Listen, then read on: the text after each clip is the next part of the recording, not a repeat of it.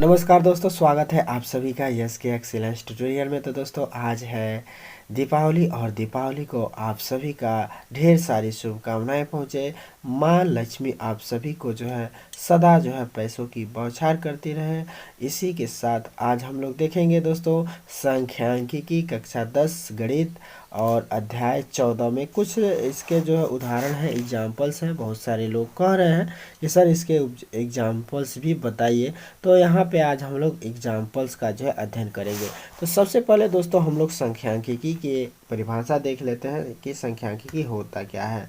तो दोस्तों सांख्यिकी का मतलब है कि सांख्यिकी गणित की वह शाखा है जिसमें आंकड़ों का संग्रह, प्रदर्शन, वर्गीकरण और उनके गुणों का अवकलन किया जाता है, आकलन किया जाता है, उसको जो है एक अनुमान लगाया जाता है। सांख्यिकी का मतलब है दोस्तों एक अनुमान, ठीक है ना। विशेष रूप से हम लोग यही कहेंगे कि आंकड़ों का अनुमान, अकादमी, अनुशासन, इसके प्राकृतिक विज्ञान, सामाजिक विज्ञान, मानवीय सरकारें और व्यापार आदि सांख्यिकी तरीकों से जो है डेटा का संग्रह करता है। तो सब मिला के एक औसत, एक अनुमान जो है सांख्यिकी है। और इस सांख्यिकी में हम लोगों को क्या पढ़ना है दोस्तों, यहाँ पे दे रहा है कि 9 में हम लोगों ने बहुत कुछ पढ़ लिया और दिए हुए आंकड़ों को अवर्गीकृत एवं वर्गीकृत बारंबारता बंटन में व्यवस्थित करना सीख चुके हैं हम लोग 9 में ही, ठीक है। हम लोग जो है चलते हैं कि 10 में क्या सीखना है। तो दोस्तों हम लोगों को जो है इस अध्याय में हम जो है इन 3 मापकों अर्थात जो हम लोग को माध्य सीखना है, माध्यक सीखना है और बहुलक सीखना है। ये तीनों जो है चीज़ें हम लोग को इस अध्याय में सीखना है। और इसके अतिरिक्त जो है वर्गीकृत आंकड़ों से वर्गीकृत आंकड़ों के लिए आगे बढ़ाए जाएंगे। हम संचयी बारंबारता और संचयी बारंबारता सारणी की अवधारणा को भी चर्चा करेंगे। यह भी जो है सीखेंगे कि संचयी बारंबारता वक्रों को जो त्वरण कहलाती है को किस प्रकार खींचा जा सकता है। विशेष रूप से दोस्तों इस साल 30% कट के साथ हम लोगों को बस इतना जो है सीख लेना है। माध्य क्या होता है, माध्यक क्या होता है और बहुलक कैसे ज्ञात करते हैं। यहाँ पे दोस्तों आप लोग देख सकते हैं कि वर्गीकृत आंकड़ों का माध्य, वर्गीकृत आंकड़ों का माध्य जो है कैसे निकालते हैं। वर्गीकृत का मतलब होता है जो अलग अलग क्या हो, आंकड़े हों। जैसे कि यहाँ पे दे रहा है कि हम पहले से जानते हैं कि प्रेक्षणों का माध्य यानी कि औसत सभी प्रेक्षणों के मानों के योग को जो है प्रेक्षणों की कुल संख्या से भाग देने पर प्राप्त किया जाता है। कक्षा 9 से याद कीजिए कि यदि प्रेक्षण x1 है, x2 है, xn की जो है बारंबारताएं क्रमशः f1, f2, fn है, तो इसका जो है अर्थ है कि प्रेक्षण जो है x1 f1 बार आता है, x1 f1 बार आता है, तो प्रेक्षण x2 f2 बार आता है इत्यादि। मतलब कहने का मतलब है कि x1 कितना बार आया है, f1 बार आया है, x2 कितना बार आया है, f2 बार आया है। इसी तरह से xn जो है fn बार आया हो तो इसका जो इसमें गुणा कर देते हैं, इसका इसमें गुणा कर देते हैं, इसका इसमें गुणा कर देते हैं, उन सबको जोड़ देते हैं और जितना ये संख्या दिया गया रहता है उसी से जो है भाग दे देते हैं, तो हम लोग को माध्य या औसत निकल जाता है। दोस्तों औसत निकालने का जो है आप लोगों को समझा दें कि औसत कैसे निकाला जाता है। तो यहाँ पे देखिए दोस्तों औसत क्या है, यहाँ पे औसत को हम लोग समझ लेते हैं, ठीक है। अब देखिए जैसे कि मान लीजिए कि आप जो है दुकान चला रहे हैं, ठीक है। आप जो है दुकान चला रहे हैं, मान लीजिए कि पहले दिन जो है आपकी कमाई कितनी है, पहले दिन की आपकी कमाई मान लीजिए 30 रुपया है, ठीक है। छोटा मोटा दुकान चला रहे हैं, पान का है, पहले दिन में आप 30 रुपया कमाए। दूसरे दिन में आप कितना कमाए, 10 रुपया कमाए। तीसरा दिन में जो आपने 50 रुपया कमा दिया, ठीक है। चौथा दिन में आपने जो है कमाया 20 रुपया और पांचवा दिन में आपने कमाया कितना कमा दिया, मान लीजिए कि जो है 10 रुपया कमाया, ठीक है। मान लीजिए छठवां दिन में आपने जो है 15 रुपया कमा दिया और 7वां दिन आपने जो है कितना रुपया कमा दिया, मान लीजिए कि 10 रुपया कमाया, ठीक है। तो कहा जाएगा कि भाई एक हफ्ते का आपका जो है लगभग कमाई कितनी है। मतलब एक हफ्ते की कमाई देखा जाए, एक हफ्ते का मतलब 1 2 3 4 5 6 7 यानी कि 7 दिनों की कमाई। मतलब 7 दिनों की कमाई का मतलब जो है एक दिन में आप कितना कमा रहे हैं, ठीक है। मान लीजिए कभी 30 रुपया कमाए, कभी 10 रुपया, कभी 50 रुपया, कभी 20 रुपया, कभी 10 रुपया, कभी 15, कभी 10, ठीक है। तो एक दिन में औसत का मतलब कि एक दिन में आप कितना कमा रहे हैं, ठीक है। एक हफ्ता में जो है आपकी जो है आमदनी ये रही है एक हफ्ता की, ठीक है। तो एक दिन में आप कितना कमा रहे हैं एक अनुमान जो है औसत है। तो एक दिन में आप कितना कमा रहे हैं इन सबको जोड़ लेना है और इस 7 से मतलब जितना दिन हो रहा है 1 2 3 4 5 6 7 7 दिन हो रहा है तो 7 से भाग दे देंगे। तो इसको जोड़ लीजिए। अब इसको क्या कर देंगे 30 plus 10 plus 50 plus 20 plus 10 plus 15 और प्लस में जो है क्या लिख देंगे 10, ठीक है। इतना लिख देंगे और इन सबको लिख के जोड़ लेना है अब बटे 7 कर देना है, ठीक है। तो ये जो आपका एवरेज निकल जाता है, औसत निकल जाता है, ठीक है। या इसी को हम लोग माध्य भी कहते हैं। इसको क्या कहते हैं माध्य कहेंगे या औसत कहेंगे हम लोग, ठीक है। इसको माध्य कहेंगे या औसत कहेंगे, ठीक है। तो अब इसको जोड़ लीजिए और जो है 7 से भाग दे दीजिए, यह आपका औसत हो जाएगा। जैसे कि 30 10 40 40 50 90 और 90 या 20 9 2 11 210 10 10 200 110 में 10 30 10 40 40 और 50 90 और 90 और 20 110 120 135 और 145। तो ये हो गया आपका 145। अब बट्टे जो है कर दीजिए 7। अब 7 दूना 14, 7 दूना 14। अब भाग नहीं जाएगा तो 0 बढ़ा लेंगे, 5 उतार के 7 7 49। तो लगभग 2.7 रुपया जो है आप जो है पर डे कमा रहे हैं। 2.7 रुपया आप जो है पर डे कमा रहे हैं। 2.7 नहीं, बशर्ते कि एगो 0 बढ़ा के और तब जो है यहाँ पे हम लोग क्या करेंगे, तब जाके जो है हम लोग यहाँ पे 7 लिखेंगे, क्योंकि 7 दूना 14 और 5 को उतारेंगे भाग नहीं जाएगा तो यहाँ पे 0 बढ़ाएंगे। जब भाग नहीं जाता है 0 बढ़ाते हैं और उसके बाद से दशमलव लगाएंगे और तब जाके जो है क्या करेंगे, फिर जो है या 50 हो जाएगा तो 7 7 49 करेंगे, ठीक है ना। तो ये आपका हो जाएगा 20.7 करके होगा, ठीक है। तो आपका औसत लगभग 20 रुपया 70 पैसा आप जो है पर डे कमा रहे हैं। 20 रुपया 70 पैसा आप जो है क्या एक दिन में कमा रहे हैं। तो यही आपका जो है क्या होगा, औसत कहलाएगा, ठीक है दोस्तों। तो यही जो है लगभग आपका औसत होता है। तो औसत का मतलब यही होता है कि कुल में जो है कुल दिनों की संख्या से भाग दे दिया जाता है तो जो है औसत निकल जाता है, ठीक है। तो यही औसत है। अब यहाँ पे देखिए दोस्तों क्या कह रहा है। अब यहाँ पे हम लोग देखें तो कह रहा है कि इन सभी मापों को हम लोग क्या करेंगे। देखिए यहाँ पे कह रहा है कि अब हम सभी प्रेक्षणों के मानों का योग f1 इंटू x1 कर देंगे, f2 इंटू x2 कर देंगे और fn इंटू x1 कर देंगे। तथ्य प्रेक्षणों की संख्या जो है इतना है। अब इसमें f1 देख लेना है कितना है, f2 कितना है, मतलब f1 f2 कितने हो रहे हैं योग करने पर। अतः इसका माध्य क्या हो जाएगा x बराबर, अब x डैश को माध्य मान रहा है तो निम्नलिखित द्वारा प्राप्त हो जाएगा। इन सबको क्या कर देंगे, जोड़ लेंगे, अब बट्टे जो है क्या कर देंगे, इन सबको जोड़ लेंगे, ठीक है। तो यही जो है एक तरीका है औसत निकालने का। अब यहाँ पे देखिए याद कीजिए कि उपरोक्त को जो संक्षिप्त रूप में यूनानी सिग्मा, इसको हम लोग सिग्मा पढ़ते हैं। यहाँ पे देखिए इस सूत्र को हम लोग कैसे पढ़ेंगे, सिग्मा एफ आई एक्स आई बटे सिग्मा एफ आई, ठीक है। समांतर माध्य बराबर सिग्मा एफ आई एक्स आई अपान सिग्मा एफ आई, मैंने इसको ऐसे भी याद रख सकते हैं सिग्मा एफ एक्स अपान sigma F. Sigma F x कहता है कि ऐसे इन सब का योग, ठीक है, और सिग्मा एफ आई कहता है कि इन सब का योग, ठीक है। अब जैसे इस इन सब का मतलब हम आप लोगों को समझाते हैं।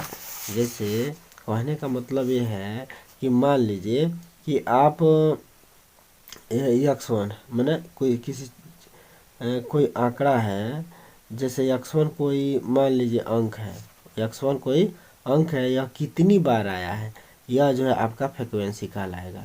मान लीजिए x1 कोई अंक है, यह f1 बार आ रहा है, ठीक है, और f1 बार आ रहा है। f1 बार का मतलब मान लीजिए कि कई बार इसकी जो आवृत्ति है उतनी बार आ रहा है।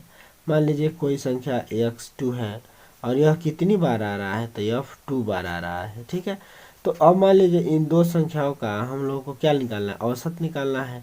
तो औसत निकालने के लिए हम लोग क्या करेंगे, सबसे पहले इन दोनों का गुणा कर लेंगे, x1 इंटू F1 कर लेंगे, और x2 इंटू F2 कर लेंगे। ठीक है, अब क्या करेंगे, औसत निकालना है यानी कि x डैश निकालना है, माना हम दो ही अंक पे समझा रहे हैं। ठीक है, तो x डैश निकालना है तो हम लोग क्या करेंगे कि सिग्मा एफ आई और एक्स आई निकालेंगे, अपान में जो है सिग्मा एफ आई निकाल देंगे। तो सिग्मा एफ आई एक्स आई निकालने का मतलब क्या हुआ, सिग्मा एफ आई और एक्स आई, देखिए एफ आई और एक्स आई हुआ है ना, मैंने एफ और एक्स का गुणा हुआ है, इन सबको जोड़ लेंगे। तो जोड़ेंगे तो अब देखिए ये तो जोड़ नहीं पाएंगे, तो ऐसे ही लिखेंगे x1 f1 धन में x2 f2, ऐसे ही लिखेंगे। अब बटे में जो है क्या कर देंगे, सिग्मा F1 और x1 कर देंगे। ठीक है, मतलब कहने का मतलब ये है दोस्तों, कि कहने का मतलब क्या है कि जो है सिग्मा एफ आई एक्स आई हो गया, और सिग्मा एफ का मतलब कि इसको जोड़ लेंगे तो F1 धन x2 हो जाएगा। सिग्मा एफ का मतलब कि इसको जोड़ेंगे तो F1 धन F2 हो जाएगा। इन टोटल को जो है हम लोग क्या कर देंगे, अब भाग दे देंगे। ठीक, मतलब अब इसको उदाहरण पर जो है हम लोग एक और उदाहरण ले लेते हैं। जैसे कि मान लीजिए कि आपका जो है ये 5 अंक है। ठीक है, ये 5 आपको जो है आंकड़ा कोई ले रहे हैं, तो इसमें जो है मान लीजिए 2 बार आ गया। 5 कितने बार आ गया, 2 बार आ गया। मान लीजिए कि ये 6 है, और 6 आपका जो है कितने बार आ गया, मान लीजिए आप क्रिकेट खेल रहे हैं, छोड़िए इसको, मान लीजिए कि आप क्रिकेट खेल रहे हैं, तो मान लीजिए कि आप पहले बाल में कितना रन बना दिया, मान लीजिए कि 4 रन बना दिया। ठीक है, दूसरा बाल में आपने कितना बनाया, दूसरा बाल में मान लीजिए आपने 2 रन बनाया। तीसरा बाल में आपने कितने बनाया, मान लीजिए कि तीसरा बाल में आपने 6 रन बना दिया। ठीक है, तो इसका जो है औसत जो है अगर हम लोग को ज्ञात करना है तो हम लोग जो है कैसे ज्ञात करेंगे। अब इसमें देखिए ये जो है बार बार नहीं आ रहा है, जैसे पहला बाल में 4 रन, दूसरा बाल में 2 रन, तीसरा बाल में 6 रन। ठीक, तो इसमें जो है दोस्तों, अब इसमें हम लोग को जो है क्या सिंपल जो है औसत निकालेंगे। इसमें जो हम लोग इसमें गुणा नहीं करेंगे, इसका इसमें गुणा, बस इसको जोड़ देंगे और 3 से भाग दे देंगे। ठीक है, 6 2 8, 8 4 12। अब भाई 3 गो है, पहला बाल, दूसरा बाल, तीसरा बाल, 3 बाल है, तो 3 चौको 12, यानी कि 4 का जो है एक बाल में कितना रन लग रहा है, 4 रन लग रहा है। ये जो है सिंपल जो है औसत हो गया। अब बारंबारता वाला औसत का मतलब जैसे जैसे कि हम लोग क्रिकेट खेल रहे हैं। ठीक है, तो मान लीजिए कि पहले बाल पर जो है चौका लग गया। ठीक है, फिर दूसरे बाल पर जो है छक्का लग गया, फिर तीसरे बाल पर चौका लग गया, फिर दूसरे बाल पर छक्का लग गया, फिर पहले बाल पर, मतलब चौका छक्का का हम देख रहे हैं। ठीक है, तो फिर पहले बाल पर, फिर उसके बाद वाला बाल पे छक्का लग गया, फिर छक्का लग गया, फिर चौका लग गया। ठीक है, तो अब हम लोग अगर इसको जो है औसत ज्ञात करना है तो देखिए अब इसमें बारंबारता आ जाएगा। अब जैसे हम लोग देखेंगे तो 4 रन की बारंबारता कितनी है, यानी कि 4 कितने बार आया है, तो 1 2 3 बार, तो 4 3 बार आया है, तो हम लोग जो है 4 की बारंबारता लिख देंगे 3। ठीक है, अब इसके बाद से हम लोग छक्का देखते हैं, तो छक्का कितने बार आया है, तो 1 2 3 4 है, 1 2 3 4, यानी कि 6 चौका छक्का का जो है संख्या कितने, छक्का कितनी बार आया, तो 1 2 3 4 बार आया, तो 4 यहाँ पे लिख लेंगे। ठीक, अब चूंकि टोटल जो है रन कितने होंगे, तो टोटल रन हम लोग को अब इसके लिए निकालने के लिए बारंबारता जब दिया हुआ है, तो मान लीजिए कि यह चौका को जो हम लोग 3 बार जोड़ेंगे ना, 4 4 4, तो 4 3 12, तो इसलिए बारंबारता से यफ कहेंगे इसको, इसको क्या कहेंगे, यक्स कहेंगे, इसको हम लोग क्या कहेंगे, यक्स। तो यह एक्स आई और इसको एफ आई हम लोग कह सकते हैं। तो देखिए यह फ्रिक्वेंसी कहलाएगा, यह जो है जो आ रहा है कई बार आ रहा है, इसको फ्रिक्वेंसी कहेंगे। और जो आंकड़ा हम लोगों को ये दिया गया है, यानी कि जो रन है, रन का मतलब चौका लग रहा है, तो चौका जो है जो लग रहा है, चाहे छक्का जो लग रहा है, ये क्या है, चौका छक्का मैंने एक आंकड़ा है, तो चौका छक्का जो लग रहा है यह एक्स कहलाएगा, और जो बारंबारता है वह एफ आई कहलाएगा। ठीक है, तो अब हम लोग जो है जो ये वाला सूत्र है, कि यक्स बराबर कौन चीज, यक्स बराबर सिग्मा एफ आई एक्स आई और बटे में जो है सिग्मा एफ आई निकालना है। तो अब हम लोग दो ही अंक से समझ लेते हैं। तो इसको निकालने के लिए अब देखिए सिग्मा एफ आई एक्स आई ज्ञात करना पड़ेगा ना, यानी कि इन दोनों का गुणा करना पड़ेगा। तो 4 3 12 इकट्ठे जोड़ा गया, जैसे कि 4 4 8 4 12, 3 बार जोड़ेंगे ना इसको टोटल करने के लिए, तो 12 चौका हो गया। और छक्का कितना हो गया, तो 6 6 12 6, तो 6 चौको 24, 6 चौको 24, ऐसे भी जोड़ेंगे तो 6 12 6 12 यानी कि 24 हो गया ना। तो 24 हो गया। तो इसी को हम लोग जो है कहेंगे कि सिग्मा एफ आई और सिग्मा एफ आई एक्स आई बराबर अब कितना हो जाएगा 24। जोड़ दीजिए अब इसको, सिग्मा एफ आई एक्स आई का मतलब अब इसको जोड़ दीजिए, तो सिग्मा एफ आई एक्स आई निकल जाएगा। तो 4 और 2 6 हो जाएगा, और 2 1 3 हो जाएगा, 36 हो गया सिग्मा एफ आई और एक्स आई। 36 कितना हो गया, सिग्मा एफ आई और एक्स आई का मान हो गया 36। अब जो है सिग्मा एफ निकाल देंगे, तो सिग्मा एफ का मतलब इसका योग, इसका बारंबारता का योग, तो 4 3 7 हो गया। अब हम लोग इस सूत्र पे रख देंगे। तो ये सूत्र हम लोग का क्या कहता है कि यक्स बराबर क्या होगा, तो सिग्मा एफ आई और एक्स आई, ठीक है, अब बटे सिग्मा एफ आई का मतलब इंटीजर होता है, ठीक है। तो सिग्मा एफ आई एक्स आई, अब अपन सिग्मा एफ आई रख देंगे, तो सिग्मा एफ आई एक्स आई का मान आया है 36, तो यहाँ पे रख देंगे 36। अब बटे में जो है एफ आई का मान कितना है 7, तो यहाँ पे रख देंगे 7, ठीक है। अब 7 से इसमें भाग देंगे, जो भी आएगा वो औसत हो जाएगा, ठीक है। तो यही आपका जो है माध्य हो गया या औसत हो गया, मैंने यही तरीका रहेगा। अगर बारंबारता दिया है तो कुल योग करेंगे, तो एफ आई इन दोनों का गुणा करके तब जोड़ेंगे, ठीक है, तभी ना सब जो है टोटल निकल पाएगा।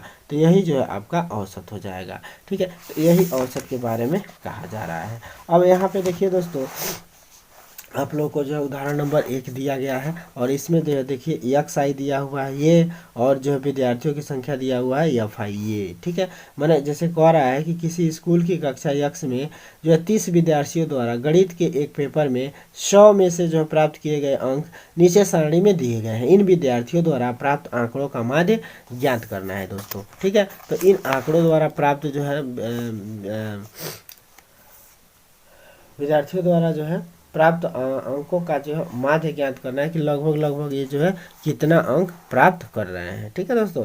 तो अब इसमें इस जो है सारणी को हम लोग जो है क्या कर देंगे, इस सारणी को हम लोग ऐसे लिख लेंगे। इस सारणी को हल करने के लिए हम लोग क्या लिख देंगे, ऐसे लिख देंगे। कैसे लिख देंगे, देखिए कैसे लिख देंगे, देखिए ऐसे लिख देंगे का, इसी में से समझ लीजिए क्या है, इधर लिखा हुआ है। देखिए इस सारणी में हम लोग यक्स इसको मैंने प्राप्तांक इधर लिख लेंगे एक्स आई, मैंने इन प्राप्तांकों को, देखिए ये जो है आपका प्राप्तांक है ना, तो प्राप्तांक को चलिए इसी पे बता देते हैं, तो आप लोगों को वहाँ से समझ में नहीं आएगा, ठीक है। अब देखिए ये जो प्राप्तांक है समझ में आ जाएगा। अब देखिए आपका प्राप्तांक कितना है, तो यहाँ पे देखिए ये जो ऐसे दिया हुआ है, तो इसको हम लोग वर्टिकल सारणी बना लेंगे एगो, ठीक है। तो प्राप्तांक दिया हुआ है, देखिए प्राप्तांक का मतलब एक्स आई का मतलब 10 20 30 है जो है प्राप्तांक हो जाएगा। तो प्राप्तांक में इसको लिखेंगे, तो यहाँ पे हम लोग लिखेंगे प्राप्तांक, यहाँ पे हम लोग क्या लिखेंगे, प्राप्तांक,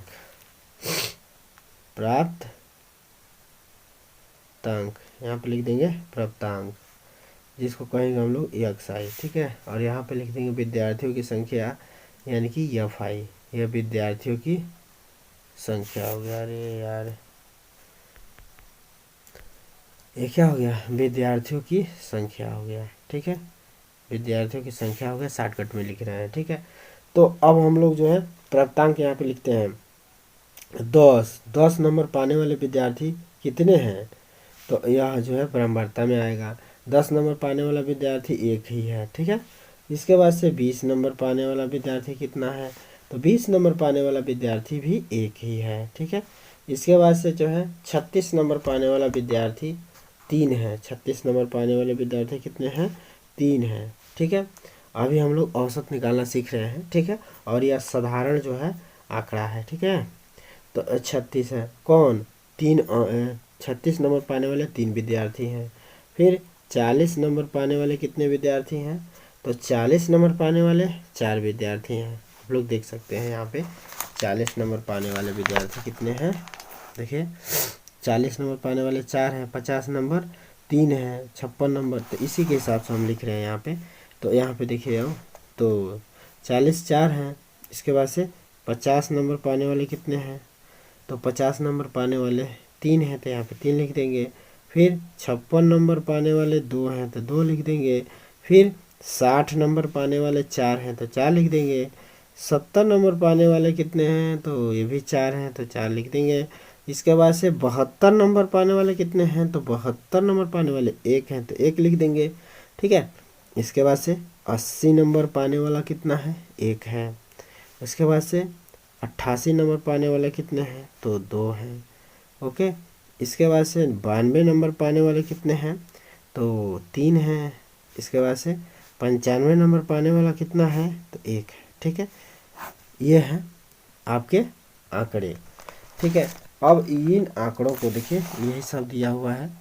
10 का 1, 20 मैंने 20 नंबर प्राप्त करने वाला 1 है, 36 नंबर 3 है, 40 नंबर पाने वाले 4 विद्यार्थी हैं। ऐसा होता है ना। ठीक है, तो अब हम लोग जो है क्या कैसे जो है इसका माध्य निकालेंगे। तो अब इसमें आप लोगों को बताया गया है कि यह जो है क्या है, यक्स आई है ये वाला, और ये जो है क्या है, एफ आई है। ठीक है, तो एफ आई और यक्स आई निकालेंगे हम लोग माध्य ज्ञात करने के लिए। तो अब यहाँ पे लिखेंगे X I into F I. तो X I into F I निकालिए। तो X I into F I का मतलब क्या, इसका इसमें गुणा कीजिए। तो 10 से का नाम कितना होगा? 10। फिर 20 से का नाम कितना होगा? 20। फिर 36 तिहाई कितना होगा? तो 3 छके 18 के 8 से ले 3 तिरिके 9 1 10 108 होगा। इसके बाद से देखिए, इसके बाद से 4 चौका 16 160 हो जाएगा। इसके बाद से 5 तिहाई 15 यानी कि 150 हो जाएगा। 50 तिहाई 150। इसके बाद से 56 दूना कितना हो जाएगा? तो 6 दूना 12 के 2, 5 दूना 10 1 11 116 हो जाएगा। 116 होगा। 2 छक्के 56 दूना 56 दूना 6 दूना 12 के 2 होगा। 2 छक्के 12 के 2 हासिल 1 और 5 दूना 10 1 11 112 हो जाएगा। इसके बाद से 6 चौका 24, 6 चौका 24 का मतलब 240 हो जाएगा। इसके बाद से 7 चौका 28 280 हो जाएगा। इसके बाद से 72 इंटू 1 तो कितना हो जाएगा? 72 ही होगा। 72 इंटू 1 72 होगा। 80 इंटू 1 80 होगा। 72 को ऐसे लिखिए, जोड़ने में आसानी रहेगा। ठीक है, और इसको जो है 80 एकानम 80 तो ऐसे ही लिखिए हैं। इसके बाद से 88 दूना कितना होगा? तो 8 दूना 16, 8 दूना 16 1 17 हो जाएगा। हैं। इसके बाद से 92 तिहाई तो 3 दूना 6 और 9 3 27। इसके बाद से 95 एकानम 95 होगा। अब हम लोग जो है सिग्मा एफ आई एक्स आई निकाल देंगे। इसका मतलब क्या हुआ, इन सबको जोड़ देंगे। ठीक है, तो जोड़ेंगे तो आपका प्राप्त हो जाएगा 1779। इन सबको जोड़ेंगे तो कितना प्राप्त हो जाएगा? 1779। और इसको जोड़ेंगे तो पहले ही कहा है कि 30 विद्यार्थी हैं, तो ये बारंबारताओं का योग 30 विद्यार्थियों के बराबर ही होना चाहिए। तो सिग्मा एफ आई का मान हो जाएगा 30। जोड़ लीजिएगा आप लोग। ठीक है, तो ये हो गया सिग्मा एफ आई। अब हम लोग को इस सूत्र को यूज कर लेना है कि इसका सूत्र क्या होता है। तो यक्स मैंने माध्य का सूत्र क्या होता है? यक्स डैश बराबर, तो यक्स डैश बराबर सिग्मा एफ आई और एक्स आई होता है, अपान में सिग्मा एफ आई होता है। तो सिग्मा एफ आई एक्स आई का मान यहाँ पे है 1779 है ना। अब बट्टे में जो है एफ आई का मान कितना है? 30 है। तो 30 से इसमें भाग दे देंगे। तो 30 से इसमें भाग देंगे तो कितना हो जाएगा? 59.3 हो जाएगा। ठीक है, तो यही जो है तरीका यहाँ पे जो है माध्य औसत माध्य ज्ञात करने में अपनाया गया है। देखिए, ठीक है, देखिए ऐसे जो हम लोगों ने साड़ी बना लिया है और इसका इसमें गुणा कर दिया गया, इतना आ गया। ठीक है, सब गुणा कर दिया गया, इसको जो है जोड़ दिया गया, इसको भी जोड़ दिया गया। क्योंकि जोड़ने की आवश्यकता है, मैंने देखा जोड़ने से फ़ायदा ये होगा कि आप लोगों को पता चल जाएगा कहीं गड़बड़ी तो नहीं है। ठीक है, मैंने 30 आना चाहिए, 30 विद्यार्थी दिया है ना, तो ये सब जो है 30 ही आना चाहिए। ठीक है, तो अब इस प्रकार जो है अतः हम प्राप्त किया कि माध्य अंक जो है कितना होगा 59.3। अब 59.3 जो है ये कह रहा है कि लगभग लगभग सभी विद्यार्थी कितने नंबर पा गए 59.3 का जो है एवरेज लेके जो है पाए हैं नंबर। ठीक है, तो ये जो है आपका जो है माध्य हो गया। अब हम यहाँ पे देख सकते हैं क्या कह रहा है कि हमारे दैनिक जीवन की अधिकांश स्थितियों में आंकड़े इतने बड़े होते हैं कि उनका एक अर्थ जो है पूर्ण अध्ययन करने के लिए उन्हें महसूस समूहों में बांटकर जो है वर्गीकृत छोटा किया जाता है। अतः हम ये दिए हुए वर्गीकृत आंकड़ों को वर्गीकृत आंकड़ों में बदलने की जो आवश्यकता होती है तथा इस आंकड़ों के माध्य ज्ञात करने की विधि निकालने की भी आवश्यकता होती है। उदाहरण में आइए, एक के अवर्गीकृत आंकड़ों की चौड़ाई मान लिया जाए 15 के वर्ग के अंतराल बनाकर वर्गीकृत आंकड़ों में बदलें। याद रखिए कि वर्ग अंतरालों की बराबरता निर्दिष्ट जो है करते समय किसी ऊपरी वर्ग सीमा में आने वाले प्रेक्षण अगले वर्ग अंतराल में लिए जाते हैं। ऊपरी सीमा अगले वर्ग अंतराल में लिए जाते हैं। उदाहरण में देखिए, अंक 40 प्राप्त करने वाले 4 विद्यार्थियों को वर्ग अंतराल 25 से 40 में न लेकर वर्ग अंतराल 40 से 55 में लिया जाता है। ठीक है, अगर 25-40 का वर्ग अंतराल है तो यह 40 जो है इसमें नहीं आएगा, इसके अगले वर्ग अंतराल में आएगा, यानी कि 40 से कम लेते हैं। ठीक है ना, 25 या 25 से अधिक लेंगे और इसमें 40 से कम लेंगे, यानी कि 40 जो है अगले वर्ग अंतराल में लिया जाता है। इस परंपरा को ध्यान में रखते हुए आइए इसकी एक वर्गीकृत बराबरता सारणी बनाते हैं। ठीक है, मैंने यहाँ पे इसको जो है आप लोग समझें या ना समझें जो है हम आगे और उदाहरण देखेंगे तब समझेंगे। जैसे कि कह रहा है कि 40 अंक जो है इस अंतराल में शामिल नहीं होगा, 40 अंक जो है इस अंतराल में शामिल लिया जाएगा, यानी कि इसको गिना जाएगा। ठीक है, आगे देखते हैं ये जनाब क्या कहते हैं। ठीक है, तो यहाँ पे देखिए जनाब को इधर यही समझा रहा है कि मान लीजिए कि ये भी आंकड़ा अगर आप लोग को बड़ा दिख रहा है तो हम लोग जो है एक DI अंक निकाल सकते हैं, इसमें एक DI अंक निकाल सकते हैं। DI निकालने का मतलब है कि विचलन, एक DI क्या है तो विचलन है, डिविजिबल है। ठीक है, तो ये विचलन है। विचलन निकालने के लिए जो हम लोग को XI में से 47.5 घटाना पड़ेगा। क्यों, देखिए ये D का मतलब होता है विचलन और ये 47.5 क्या होता है, कहाँ से आता है तो इस वर्ग चिन्ह से आता है। वर्ग चिन्ह में जो एकदम बीचों बीच में बैठा रहेगा। तो इसमें देखिए इधर से हम लोग अगर 2 ले लें और इधर से 2 ले लें तो ये 2 इधर बच जा रहा है, क्योंकि 3 लेंगे तो इधर से भी 3 लेंगे तो 0 बच जाएगा। ठीक है, मैंने इधर से भी 3 ले लिया जाए, इधर से भी 3 ले लिया जाए तो जो है कहाँ कुछ बच रहा है, तो इसलिए इधर से 2 ले लिया गया, इधर से, तो बीच में ये दोनों अंक हैं, बीचों बीच में ये 2 अंक आ रहे हैं। तो इसमें से 47.5 ले लीजिए और चाहे 62.5 ले लीजिए। ठीक है, मतलब कोई भी इसमें से अंक आप ले सकते हैं, किसके लिए, D निकालने के लिए, D निकालने के लिए। अब D निकालने के लिए अगर आप पहले ही अंक ले लीजिए 47.5 तो XI में से 47.5 घटाते जाएंगे तो ये आपका D निकलता जाएगा। ठीक है, जैसे कि 47.5 17.5 में से 47.5 घटाइए। ठीक है, तो ये XI हो गया। XI का मतलब इसमें से 47.5 घटाएंगे तो -30 आएगा, फिर इसमें से 47.5 घटाएंगे तो -15 आएगा, और 47.5 में से 47.5 घटाएंगे तो 0 हो जाएगा, फिर इसमें से इसको घटाएंगे 47.5 को तो ये हो जाएगा 15। ठीक है, तो ऐसे इसको कर लिया। ठीक है, ये DI निकाल लिया। अब जो है DI जब निकल गया तो अब हम लोग जो है FI और XI न निकाल के FI और इंटू DI निकालेंगे, तो ये थोड़ा सा गुणा आसान हो जाता है। देखिए आसान हो गया। अब FI और DI निकाल देंगे, डायरेक्ट यहाँ से इसका गुणा करेंगे तो ये हो गया। ठीक, अब इसमें जो माइनस में है उसको भी जोड़ लेंगे, जो प्लस में है उसको भी जोड़ लेंगे, प्लस में से माइनस वाला घटा देंगे, तो घटाने पे आ गया ये 435। अब FI DI निकल गया 435 और सिग्मा FI निकल गया 30। तो अब DI ज्ञात, यानी कि विचलन माध्य ज्ञात करेंगे। वही मन विचलन के द्वारा अगर माध्य ज्ञात करते हैं तो इसको कहेंगे विचलन माध्य विधि, और इसमें जो हम लोग यह सूत्र मन वही औसत ही निकलेगा, लेकिन ये सूत्र थोड़ा बदल जाएगा और इसको हम लोग लिखेंगे सिग्मा FI DI बटे में सिग्मा FI। तो FI DI का मान निकला है 435 और सिग्मा FI का मान निकला हुआ है 30। इसमें इससे इसमें भाग भाग दे देंगे अब, तो हम लोग का जो है ये औसत निकल के आ जाएगा। ठीक है, तो ये जो है क्या निकल के आ जाएगा, डी आई निकल के आ जाएगा। ये हम लोग का क्या निकला, ये जो विचलन माध्य निकला, इसमें भाग दिया गया तो विचलन माध्य निकला। अब विचलन माध्य निकलने के बाद से माध्य निकालेंगे, तो माध्य निकालने के लिए हम लोग क्या करेंगे, ये माध्य निकालने के लिए ए प्लस जो है क्या कर देंगे, डी डैश कर देंगे। ए प्लस डी डैश का मतलब कि ए जो हम लोग 47.5 लिए थे ये हो गया। ठीक है, और यही सिग्मा एफ आई और डी आई जो निकाले थे वो हो जाएगा, इन दोनों को जोड़ना पड़ेगा। तो फाइनली हम लोगों का जो है सूत्र क्या बन जाएगा, यहाँ पे देखिए फाइनली हम लोगों का सूत्र बनेगा एक्स डैश बराबर हम लोग का सूत्र बन जाएगा कौन चीज, 47 जो भी माध्य हम लोग थी विचलन लिए रहेंगे, विचलन जो भी लिए रहेंगे ये जो है हम लोग मध्यमान जो लिए रहेंगे, मध्यमान का मतलब ए अधन में जो है सिग्मा एफ आई और डी आई बन जाएगा, अब बटे में क्या बन जाएगा, सिग्मा एफ आई।